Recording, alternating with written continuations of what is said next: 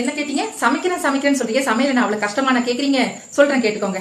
நாங்களே காய்கறி வாங்கிட்டு வரணும், அதை பிரிச்சு எடுத்து வைக்கணும், காய்கறிகளை வெட்டணும், சமைக்கணும், உங்களுக்கு பரிமாறணும், நீங்க சாப்பிட்டு முடிச்சோன்னு எல்லாத்தையும் எடுத்து கொண்டு போய் ஒழிச்சு போடணும், பாத்திரம் தேய்க்கணும், திரும்பவும் அடுத்த வேலை என்ன சமைக்கணும்னு யோசிக்கணும், அடுத்த வேலையும் சமைக்கணும். இது போல ஒரு நாளைக்கு 3 நேரம் சமைச்சு போடணும். நைட்டு படுத்தோம்னா அடுத்த நாள் என்ன சமைக்கிறதுன்னு யோசிக்கணும். ஏன்னா அடுத்த நாள் பசிக்குமே, சமைச்சாகணுமே. அது மட்டுமா, நடுவுல யாராச்சும் கூப்பிட்டா சமையல்ல இருந்து இடையில வந்து யார் கூப்பிட்டான்னு பாக்கணும். உங்களுக்கு ஏதாச்சும் காணா போச்சுன்னா அதை தேடி எடுத்து கொடுக்கணும். குழந்தைங்களை கிளப்பணும். நடுவுல பால் பொங்கி வழிஞ்சு போச்சுன்னா அவங்களுக்கு கவனம் எங்க போச்சுங்கிற திட்டிங்கும் நாங்க வாங்கிக்கணும். இது மட்டுமா, விசேஷ தினத்துல ஸ்பெஷலா சமைக்கணும். இப்படி எல்லா வேலையும் நாங்க செஞ்சுட்டு இருக்கோம். இதோட முடியுதா?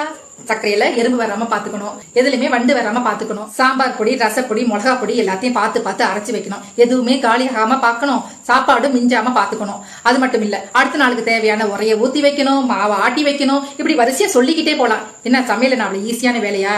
இனிமே இந்த மாதிரி கேட்டீங்கன்னு வச்சுங்க, நீங்க தான் அடுப்படையில போய் சமைக்க வேண்டியிருக்கும்.